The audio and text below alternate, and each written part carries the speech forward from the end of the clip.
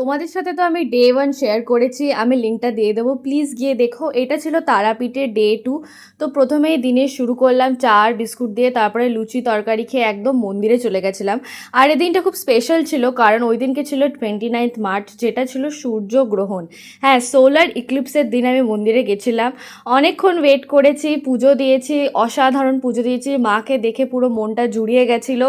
আর আমরা ভোগও চড়িয়েছিলাম মাকে, তো সেই তার ভিডিও আর ভোগ প্রসাদ খেয়েছিলাম। ফ্রাইড রাইস, মাছ, আলু ভাজা, পটল, মিষ্টি, পটলের তরকারি, মানে 5 রকম ভাজা দিয়ে খুব খুব ওই ভোগের স্বাদটাই আলাদা ছিল।